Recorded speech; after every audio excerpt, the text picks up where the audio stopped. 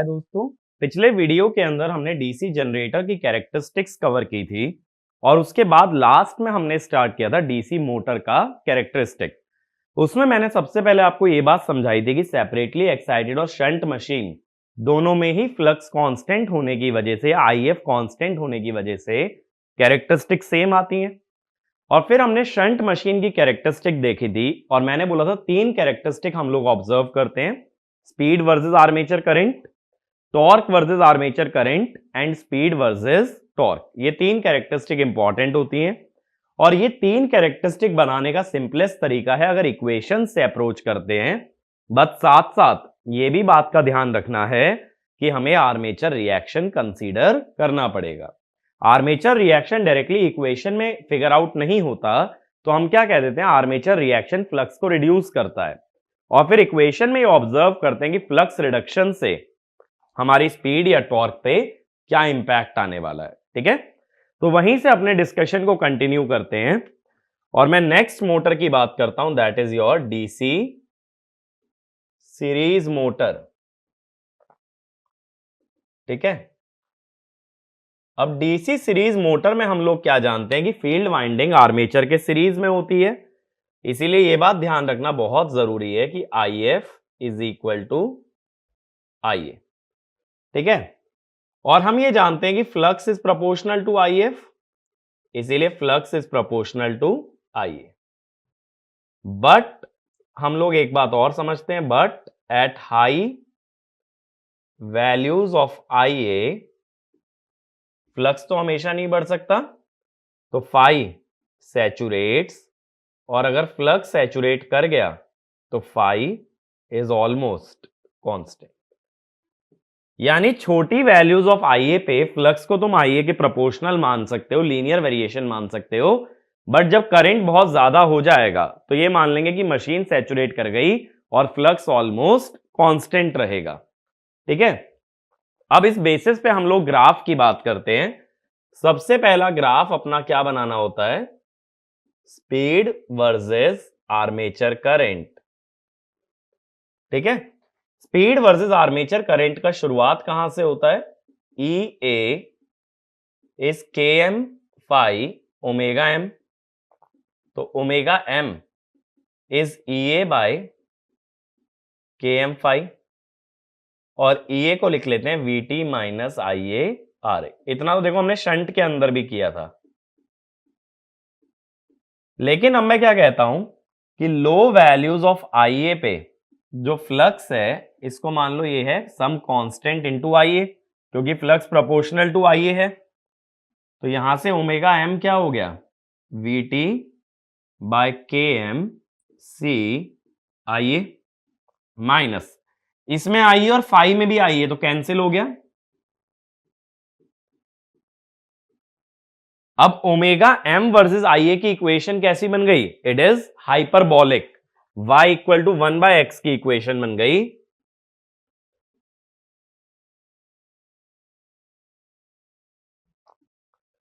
तो अगर इसी इक्वेशन से हम लोग ग्राफ ड्रॉ कर दें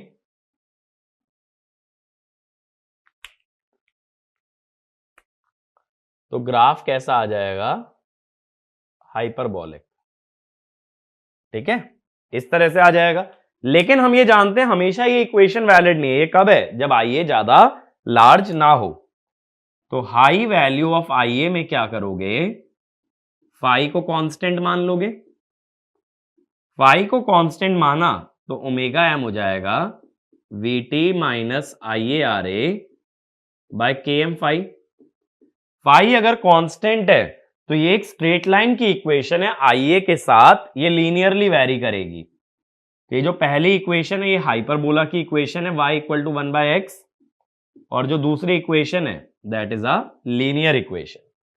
तो ग्राफ इसीलिए क्या होता है, ये हाइपरबोला वाला फॉलो होता है, लेकिन जब करंट बहुत हाई हो जाता है तो हाइपरबोला से डेविएट करके लीनियर पे आ जाते हैं।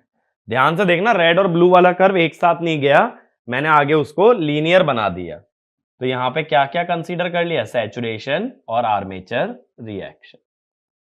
ठीक है, आर्मेचर रिएक्शन से भी ऐसा कह सकते हो ना कि फ्लक्स कम हो जाएगा, फ्लक्स कम हो गया तो स्पीड बढ़ जाएगी, इसीलिए स्पीड लाल वाले कर्व के मुकाबले ज्यादा आ रही है।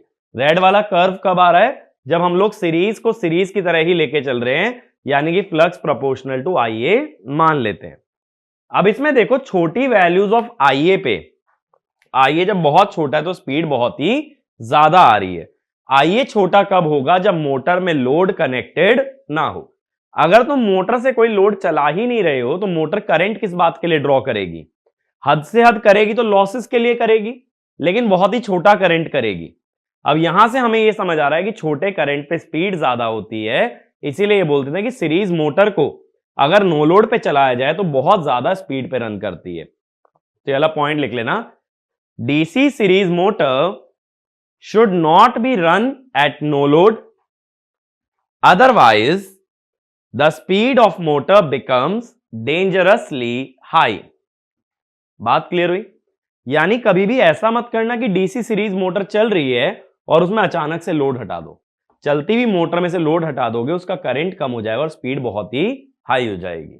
तो डीसी सीरीज मोटर के अंदर ये कॉशन लेना जरूरी है। ये क्लियर हुआ पहली कैरेक्टरिस्टिक। अगली पे आते हैं। अगली कैरेक्टरिस्टिक क्या है अपनी? अगली होती है torque versus speed, sorry torque versus IA। Second, torque versus IA।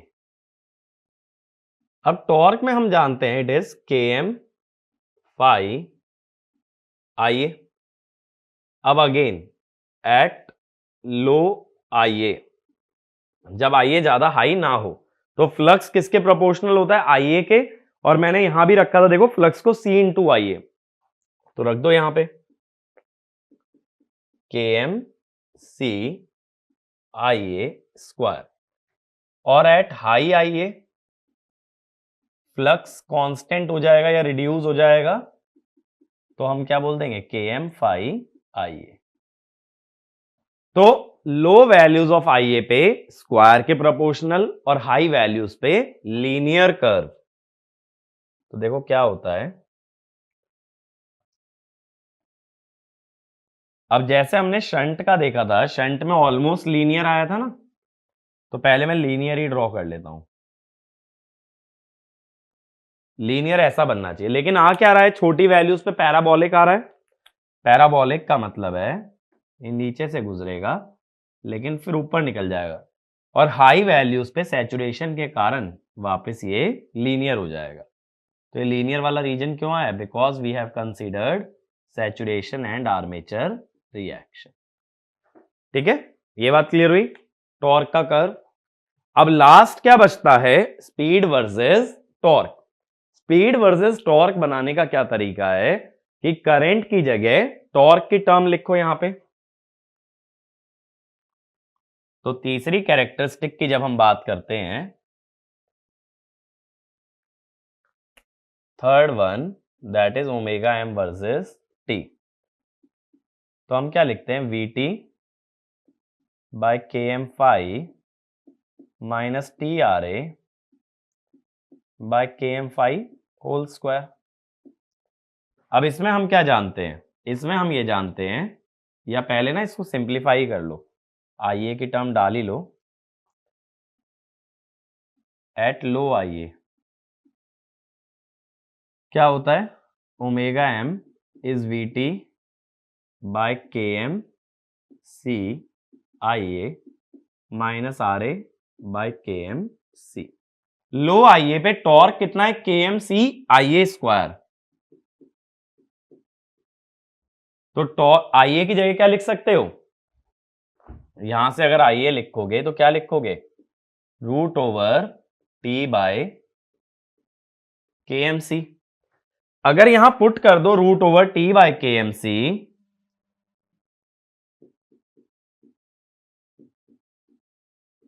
ठीक है, तो अब देखो 1 by square root of T के प्रोपोर्शनल आ रहा है ना। और हाई IA पे अगर बात करें तो फ्लक्स तो कांस्टेंट मानोगे। हाई IA पे क्या होगा? फ्लक्स कांस्टेंट मानोगे, और IA की जगह क्या लिखोगे? देखो यहां से T बाय Km phi। और फ्लक्स को क्या मानोगे? कांस्टेंट। तो ये वाला ग्राफ कैसा हो गया? लीनियर। तो हाई आईए पे लीनियर बन रहा है, लेकिन लो वैल्यूज ऑफ आईए पे 1/√t बन रहा है। और 1/x बने या 1/√x बने, ग्राफ कैसा होता है? हाइपरबोला। बात मेरी समझ आ रही है? ये 1/√t के प्रोपोर्शनल आ रहा है, 1/ti या √ti, ग्राफ बनेगा हाइपरबोला। तो अगेन कैसा होगा ग्राफ?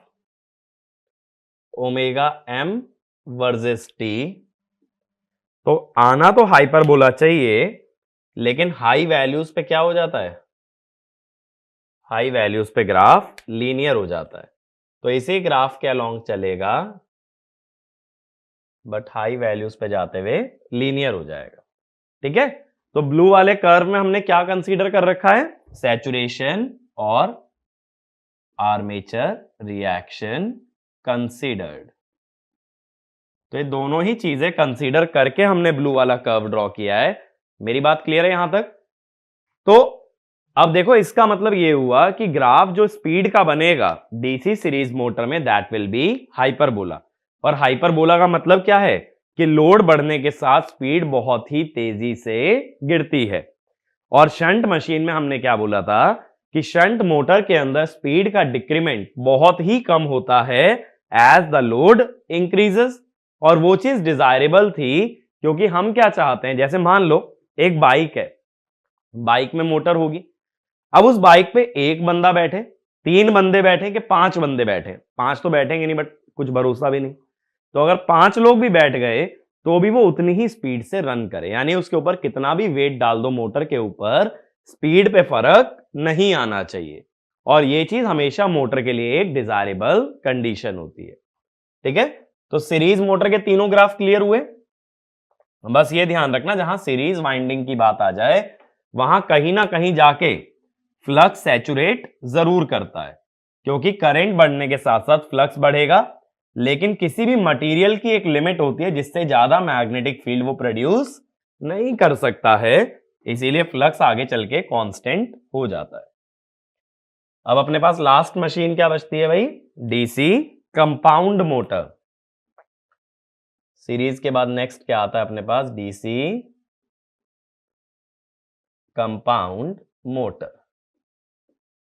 अब जैसा हमने कंपाउंड जनरेटर के अंदर किया था कि 2 केसेस लेने पड़ते हैं, एक क्यूमुलेटिव और एक डिफरेंशियल। ठीक है, तो पहले बात करेंगे क्यूमुलेटिव की, उसे कंपेयर भी करेंगे सीरीज और शंट के साथ, और बाद में हम लोग जाएंगे डिफरेंशियल पे। तो इसमें लिख लेना फर्स्ट हेडिंग करके, cumulative compound motor. Cumulative compound motor. तो सबसे पहला कर्व किसका बनाओगे? या पहले चलो मैं क्यूमुलेटिव कंपाउंड के जनरल फंडे लिख देता हूं जिसका यूज करेंगे। क्यूमुलेटिव कंपाउंड में क्या बोलोगे कि जो फ्लक्स आएगा वो बनेगा phi-SH प्लस phi-SE, यही बनेगा ना टोटल फ्लक्स। और phi-SE जो होगा, इसका ऐसे ही लिख लेता हूं मैं, it will be proportional to IA for low IA and phi-SE will be approximately constant at high IA। और ये जो शंट वाइंडिंग का फ्लक्स होता है, ये हम जानते हैं VT पे डिपेंड करता है, इसीलिए इट इज कांस्टेंट। अब सबसे पहला जो ग्राफ हमें बनाना होता है, that is always speed versus armature current. ठीक है, स्पीड वर्सेस आर्मेचर करंट का ग्राफ बनाना है। अब इसके लिए क्या करते हो, फिर से वहीं से शुरू करेंगे। EA is Km phi omega m। मैंने बताया था ना, m का मतलब क्या होता है? मैकेनिकल। तो omega m is EA by Km phi। अब कंस्ट्रक्शन वाइज या कनेक्शन वाइज अगर मैं बात करूं, तो ये मान के चलो कि मैं लॉन्ग शंट ले रहा हूं, क्योंकि लॉन्ग शंट का ना इक्वेशन इजी बनता है, ज्यादा फर्क नहीं आता लॉन्ग और शॉर्ट में। तो EMF को क्या लिखोगे? VT minus IA RA plus R series. Long shunt अगर कनेक्शन लेते हो तो सीरीज वाइंडिंग में IL करंट नहीं जाता, फिर IA ही जाता है upon Km phi SH plus phi SE। अब देखो इसमें ये कह सकते हो कि phi compound is greater than phi shunt, क्योंकि भाई सीरीज का फ्लक्स भी तो ऐड हो रहा है। अगर इसका कंपाउंड का फ्लक्स शंट से ज्यादा आ रहा है तो तुम ये भी कह सकते हो ओमेगा एम जो आएगा कंपाउंड का, that will be less than omega M shunt. Shunt से कम स्पीड आएगी क्योंकि फ्लक्स ज्यादा है और स्पीड हमेशा फ्लक्स के इनवर्सली प्रोपोर्शनल रहती है। दूसरी बात समझो कि एज IA इंक्रीजेस, IA अगर बढ़ा तो ये जो IA के साथ जुड़ा वोल्टेज ड्रॉप है ये तो बढ़ेगा, और इसके बढ़ने से जो न्यूमरेटर है वो घटेगा, और साथ ही साथ IA बढ़ने के साथ सीरीज का फ्लक्स बढ़ेगा, जिससे फ्लक्स बढ़ेगा तो डिनोमिनेटर बढ़ेगा, इस वजह से स्पीड डिक्रीज होगी। लेकिन शंट मोटर के अंदर क्या था, नीचे कोई phi S ही नहीं था, तो शंट मोटर के डिनोमिनेटर पे ज्यादा इफेक्ट नहीं आता करंट बढ़ने का, लेकिन यहां डिनोमिनेटर भी करंट के साथ बढ़ता है।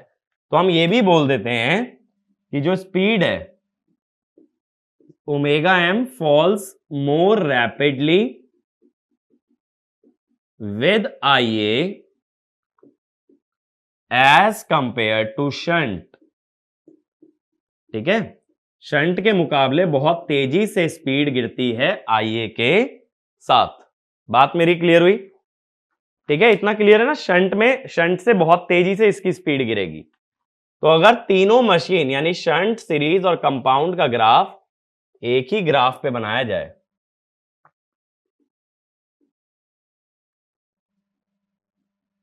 अब सबसे पहली बात, अगर नो लोड की करोगे, नो लोड की अगर बात करोगे तो IA तो जीरो लोगे, IA जीरो लोगे तो सीरीज वाइंडिंग का फ्लक्स आएगा ही नहीं, क्योंकि ये IA के प्रोपोर्शनल है। तो ये मशीन किसकी तरह बिहेव करेगी? शंट की तरह। तो ये वाला पॉइंट लिख लेना, at no load IA is almost zero, so series winding flux does not appear and hence cumulative compound machine acts as a shunt machine। इसीलिए दोनों की नो लोड स्पीड बराबर होती है। अब शंट में हमने देखा था लास्ट वीडियो के अंदर कि स्पीड करंट के साथ गिरती है। क्यूमुलेटिव में हमने बोला कि डिनोमिनेटर फिक्स नहीं है, डिनोमिनेटर भी बढ़ रहा है, तो स्पीड और तेजी से गिरेगी।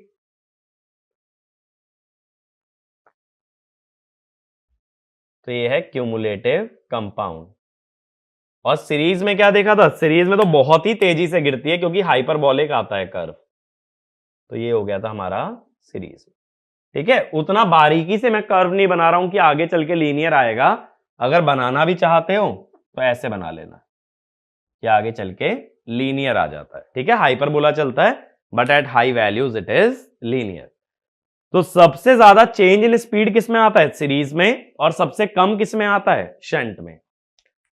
अब इसके बाद अगला ग्राफ हमें किसका चाहिए होता है? अगला चाहिए होता है हमें टॉर्क वर्सेस IA। तो टॉर्क वर्सेस IA की मैं बात कर लेता हूं।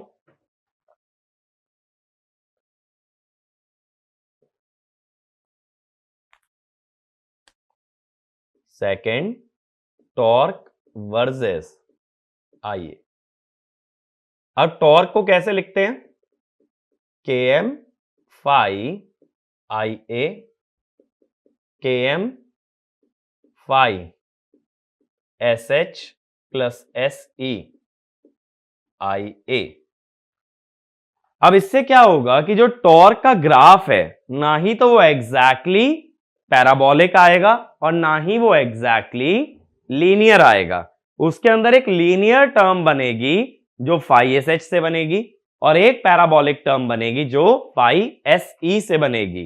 तो अगेन अगर शंट से कंपेयर करोगे तो शंट से कंपेयर करने पे क्या मालूम चलेगा हमें कि शंट में तो बस phi SH की टर्म थी, तो उससे ज्यादा टॉर्क मिलता है कंपाउंड में। तो इसमें लिखना the torque of a compound machine is more than shunt machine due to additional flux of series winding।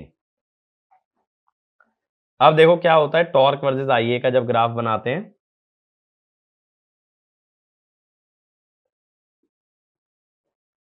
Torque versus आईए में क्या होगा,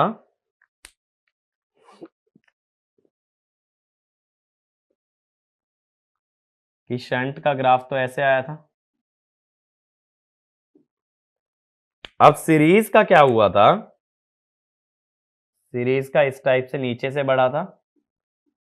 कंपाउंड का जो टॉर्क आएगा वो सीरीज और शंट दोनों से ज्यादा आएगा, क्योंकि उसमें शंट भी है और उसमें सीरीज भी है। तो कंपाउंड का जो टॉर्क आता है it is higher than both.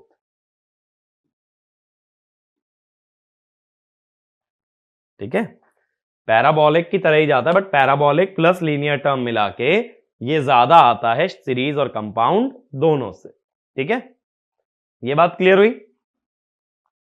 अब इसके बाद अगला लिखना speed torque characteristic, speed torque characteristic. अब मुझे स्पीड वर्सेस टॉर्क का ग्राफ बनाना है। तो देखो ओमेगा एम की इक्वेशन मेरे पास है, लेकिन अब मुझे इसमें क्या चाहिए, मुझे इसके अंदर टॉर्क की टर्म चाहिए।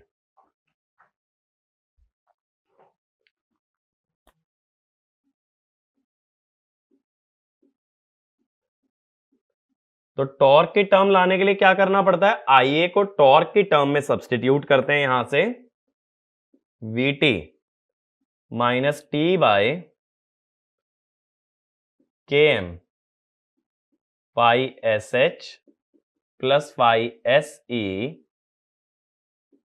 Into R A by K M phi S H plus phi S E. दोनों टर्म्स को अगर सेपरेट आउट कर लिया जाए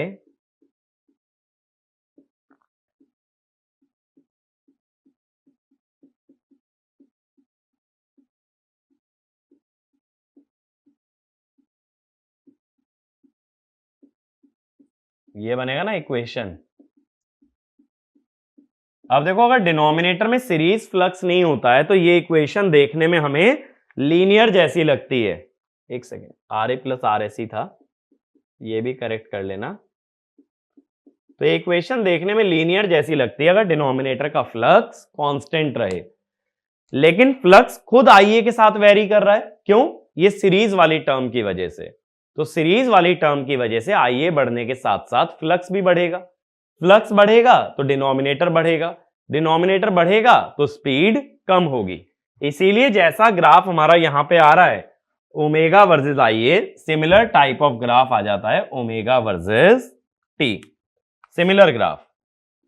तो इसमें लिखना in shunt motor the flux is constant so the denominator remains constant, but in compound machine the denominator increases with armature current, so speed obtained is less than a shunt machine and speed falls more rapidly with torque, speed falls more rapidly with torque। और most rapidly कौन सी speed गिरती है, series वाली। ये clear है। तो इन तीनों का ना कंपैरिजन याद रखना, सबसे कम डिक्रीमेंट किस मोटर में आता है, शंट में, सबसे ज्यादा सीरीज में, और इसके बीच में क्यूमुलेटिव कंपाउंड। ठीक है, अब आगे चलते हैं। क्यूमुलेटिव कंपाउंड तो हो गया, और जो अंडर कंपाउंड अगर दिमाग में आ रहा है ना, अंडर कंपाउंड ओवर कंपाउंड, वो सिर्फ जनरेटर्स में देखते हैं, क्योंकि उसके अंदर लेवल कंपाउंड का मतलब क्या था कि नो लोड और फुल लोड पे वोल्टेज सेम मिले। लेकिन मोटर के अंदर वोल्टेज की तो बात ही नहीं आती, क्योंकि वोल्टेज तो हम खुद अप्लाई कर रहे हैं, और जब मैं खुद ही वोल्टेज कांस्टेंट लगा रहा हूं तो वोल्टेज मैं चेक नहीं करूंगा। बात मेरी क्लियर है। तो मोटर के अंदर चेक होती है हमेशा स्पीड, कभी भी वोल्टेज नहीं होती। इसीलिए जैसे जनरेटर में वोल्टेज रेगुलेशन पढ़ते हैं, ऐसे ही मोटर में स्पीड रेगुलेशन पे बात करते हैं। अब अगला हमें क्या बात करनी है, ये तो क्यूमुलेटिव कवर हो गया, तो अगला लिख लेना differentially compound motor. Differentially compound motor.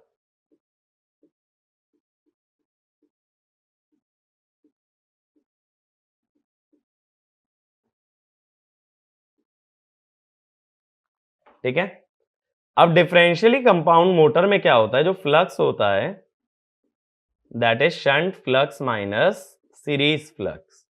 दोनों फ्लक्सेस सब्ट्रैक्ट होते हैं, ऐड तो होते नहीं।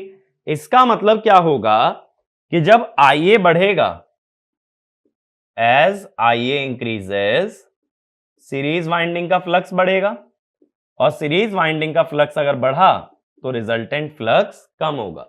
तो जैसे क्यूमुलेटिव में हम बोल रहे थे करंट बढ़ने से फ्लक्स बढ़ता है, यहां करंट बढ़ने से फ्लक्स कम हो जाता है। तो सीधा कैरेक्टरिस्टिक्स पे चलते हैं। पहली कैरेक्टरिस्टिक जो हमें बनानी है that is omega M versus Ia। अब ये कहां से शुरू होती है इसकी डेरिवेशन, अगेन ईएमएफ से। तो यहां से हम ओमेगा एम कह देते हैं ई ए बाय के एम इंटू 5, ये ओमेगा एम हो जाता है। ई ए को लिख लेते हैं V T minus I A R A, और फाई को लिख लेते हैं K M phi S H minus phi S E. अब देखो यहां थोड़ी सी कंट्रोवर्सी हो गई, कैसे, अगर आई ए बढ़ाते हो, ठीक है, इसमें भी ना R A plus R S C दोनों आएंगे। अगर आई ए बढ़ाते हो तो ये आई ए के साथ जुड़ी जो टर्म है ये बढ़ेगी। अगर ये बढ़ेगी तो टर्म का जो न्यूमरेटर है वो कम हो जाएगा, लेकिन आई ए बढ़ने के साथ साथ सीरीज वाइंडिंग का फ्लक्स भी तो बढ़ेगा, जिससे कि टोटल फ्लक्स कम होगा। टोटल फ्लक्स कम हो गया तो डिनोमिनेटर भी कम हो जाएगा। अब न्यूमरेटर भी कम, डिनोमिनेटर भी कम, तो बात ये आती है डोमिनेट कौन करेगा। तो हम क्या बोल देते हैं, छोटी वैल्यूज ऑफ Ia पे न्यूमरेटर डोमिनेट कर जाता है, क्योंकि वहां shunt flux is much higher than series flux. लेकिन जब Ia बढ़ाते जाओगे तो डिनोमिनेटर बहुत रैपिडली गिरता है, जिस वजह से स्पीड बढ़ना स्टार्ट हो जाती है। तो इसमें ये लिखना, at low values of Ia shunt flux dominates series flux, so due to decrement in denominator the speed reduces, but at high values of Ia series flux increases rapidly and overall flux reduces, due to which speed increases rapidly, due to which speed increases rapidly। इसीलिए देखो क्या होता है ना, जब speed versus torque का graph, sorry speed versus current का graph बनता है, तो नो लोड पे तो देखो क्या ही होगा, VT bye K M phi S H. तो ये जो नो लोड स्पीड होती है, थोड़ा नीचे बना लेते हैं, नो लोड स्पीड ना कंपाउंड और शंट सबकी बराबर होती है, क्योंकि सीरीज वाइंडिंग का कोई रोल नहीं होता। कितनी होगी देखो, यहां से आई ए जीरो कर दो तो फाई एस सी भी जीरो हो गया, we T by K M phi S H, ये होगी नो लोड स्पीड। अब मैंने बोला कि पहले करंट बढ़ने से न्यूमरेटर घटने की वजह से स्पीड घटेगी, लेकिन फिर डिनोमिनेटर जब डोमिनेट करेगा तो स्पीड बढ़ेगी। इसे हम बोल देते हैं अनस्टेबल रन अवे, यानी मोटर की स्पीड बढ़ना शुरू हुई तो लगातार बढ़ती चली गई, कहीं तक भी जा सकती है। इसीलिए डिफरेंशियल कंपाउंड मोटर का ऑपरेशन स्टेबल नहीं माना जाता। ठीक है, अगले पे आते हैं। अगला ग्राफ किसका बनता है, टॉर्क वर्सेस आई ए। तो टॉर्क को हम लिख लेते हैं के एम फाई आई ए। ठीक है, अगर टॉर्क को हम लिखते हैं K M into phi into आई ए, अब यहां फाई क्या डालोगे, यहां फाई पुट किया जाएगा phi S H shunt winding minus series winding. अब अगेन देखो, as IA increases, phi SE increases, तो जो टोटल फ्लक्स है वो तो डिक्रीज होगा। अब दो टर्म्स प्रोडक्ट में, एक फ्लक्स और एक आईए, आईए तो बढ़ रहा है लेकिन फ्लक्स कम हो रहा है। अब बात ये आ रही है कि डोमिनेट कौन करेगा। डोमिनेट कौन करेगा ये डिपेंड हमेशा करता है शंट वाइंडिंग के फ्लक्स पे। अगर शंट वाइंडिंग का फ्लक्स सीरीज से बहुत ही ज्यादा है तो डोमिनेट करता है आईए, और शंट वाइंडिंग के टर्न्स कम कर दो या उसका एमएमएफ कम कर दो तो डोमिनेट करता है फ्लक्स। तो इसमें लिखना the two terms in product have opposite changes, that is one is increasing while other is decreasing. Next point, the term that dominates depends on the number of shunt winding turns, that is if phi sh is much greater than phi se, then flux almost remains same,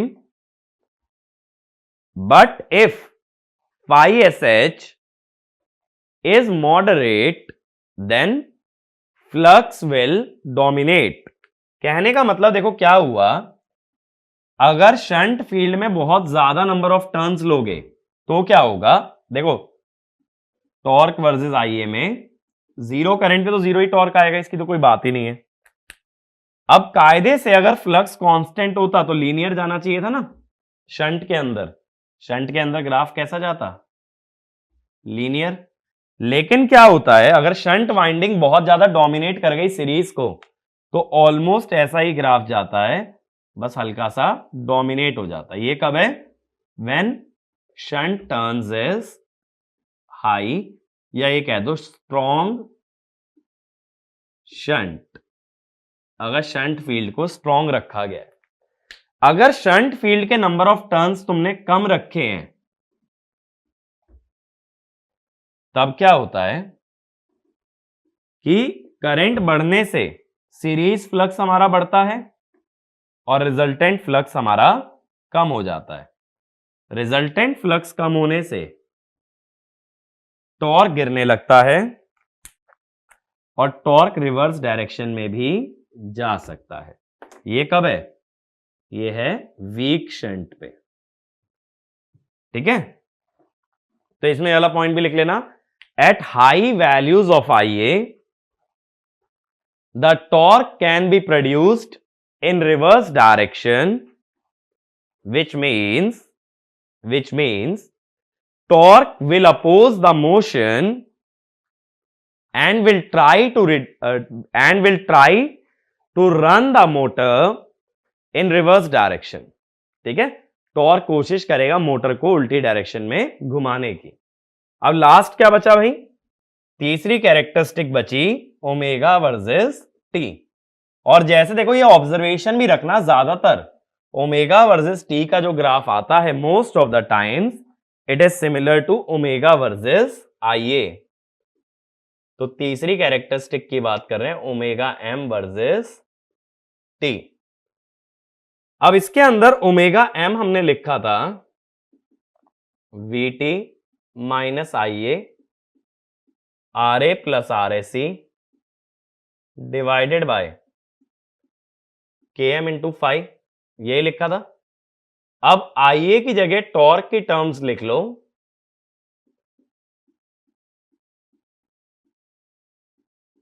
और flux की जगह phi S H minus phi S C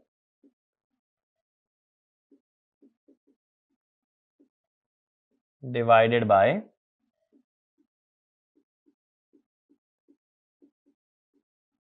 तो देखो torque बढ़ने के साथ साथ speed तो कम होगी, और स्पीड जो कम होगी वो बहुत रैपिडली कम होती है। इसका जो ग्राफ आता है ना वो सिमिलर टू आईए वाले ग्राफ के आ जाता है, ओमेगा वर्सेस आईए वाला। देखो ये तो ओमेगा एम नॉट रहता है, टॉर्क जीरो रख दो इसमें तो फाई एस ही जीरो हो जाएगा, तो ये तो VT bye K M phi S H ही होता है। अगेन क्या होता है, टॉर्क बढ़ने से स्पीड कम होती है लेकिन फ्लक्स कम हो जाने से स्पीड बढ़ने लगती है। तो ग्राफ की जो शेप आती है that is very similar to omega M versus I A curve. ठीक है, तो डिफरेंशियली कंपाउंड मोटर का ऑपरेशन अनस्टेबल होता है। तो इसमें लिख लेना, the operation of differentially compound motor is unstable because at large values of armature current it runs at dangerously high speeds. It runs at dangerously high speeds. मेरी बात clear हुई? अब कुछ एक ना इंपॉर्टेंट पॉइंट्स लिखना। इंपॉर्टेंट पॉइंट्स सबसे पहले लिखना, delta omega shunt is less than delta omega compound is less than delta omega series. सबसे कम स्पीड में जो चेंज आता है that is in shunt motor. ठीक है, अगला पॉइंट लिखना, एट स्टार्टिंग, अभी हम अगला टॉपिक जो कवर करेंगे ना वो स्टार्टिंग ही होगा। अभी लिखो, at starting armature current is very high due to which series flux is very high and it may cause differentially compound motor to start in reverse direction. अब इस बात का मतलब समझना, अगर शुरू में Ia हाई हुआ तो ये phi s ही हाई होगा। अगर ये phi sh को डोमिनेट कर गया तो ये टॉर्क नेगेटिव बन जाएगा। अगर ये टॉर्क नेगेटिव बन गया तो मोटर में शुरू में ही टॉर्क उल्टा लगेगा, और शुरू में ही टॉर्क उल्टा लगा तो मोटर उल्टी डायरेक्शन में घूमना स्टार्ट कर देगी। इसीलिए डिफरेंशियली कंपाउंड मोटर में यह बहुत रिस्क होता है कि मोटर कभी आगे की जगह पीछे चली जाए। एग्जाम्पल के तौर पे लो, मान लो तुम्हारी गाड़ी है, तुमने उसका मोटर स्टार्ट किया, तुमने एक्सेलरेटर दबाया लेकिन गाड़ी पीछे चली गई, क्या होगा? एक्सीडेंट हो जाएगा। इसीलिए डिफरेंशियली कंपाउंड मोटर में हमेशा यह रिस्क होता है दैट मोटर में स्टार्ट इन रिवर्स डायरेक्शन। ठीक है, और रिवर्स डायरेक्शन में क्यों स्टार्ट हो रही है? क्योंकि इनका जो नेट आ रहा है वो नेगेटिव आ रहा है। क्यों नेट नेगेटिव आ रहा है? phi s हाई होगा। क्यों हाई होगा? क्योंकि स्टार्टिंग का करंट हाई होता है। अगला पॉइंट लिखो,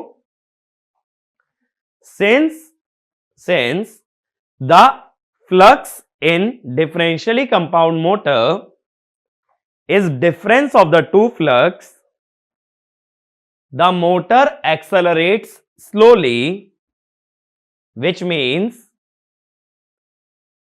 the speed is less for long period of time and EMF builds gradually, which leads to high current for long time, which leads to high current for long time। देखो, मैंने ये बोला कि differential में flux कम है, इससे हमारा torque कम है।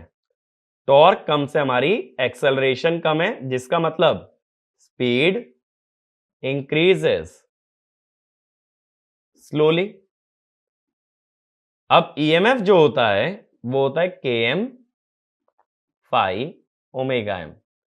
तो ईएमएफ भी क्या होगा? EMF increases slowly. अगर ईएमएफ स्लोली बढ़ता है तो जो करंट है उसकी इक्वेशन क्या है? Vt minus E by R A plus R S C. तो Ia इज हाई। जब तक ईएमएफ हाई नहीं होगा, जब तक डिफरेंस कम नहीं हो पाएगा। भाई Vt और ईएमएफ का डिफरेंस जितना ज्यादा रहेगा उतना ज्यादा करंट आएगा। अभी मैं तुमसे ये कह रहा हूं कि ईएमएफ बहुत कम रहता है और बहुत लंबे समय तक रहता है, तो जब तक ईएमएफ की वैल्यू छोटी रहेगी करंट हाई रहेगा। तो यही चीज मैंने बोली है कि high current is drawn for long period of time. अगला पॉइंट लिखो, even in a DC shunt motor at starting there is a risk of motor starting in reverse direction due to high starting current and high armature reaction. Starting में देखो current तो high होगा, उससे armature reaction भी high होगा, उससे अगर resultant flux negative आ गया तो शंट मोटर भी उल्टी डायरेक्शन में स्टार्ट हो सकती है। आगे इसी पॉइंट में लिखना, to avoid this we provide a small number of series turns to start shunt motor as cumulative compound motor. अब देखो, अगर तुमने सीरीज वाइंडिंग लगा दी है शंट के अंदर, तो सीरीज वाइंडिंग का फ्लक्स किसके प्रोपोर्शनल? Ia के। आर्मेचर रिएक्शन किसके प्रोपोर्शनल? Ia के। आर्मेचर रिएक्शन फ्लक्स कम करने की कोशिश करेगा और सीरीज फील्ड वाइंडिंग फ्लक्स बढ़ाने की कोशिश करेगी, और ये दोनों ने अगर एक दूसरे को कैंसिल कर दिया तब मोटर उल्टी डायरेक्शन में स्टार्ट नहीं होगी।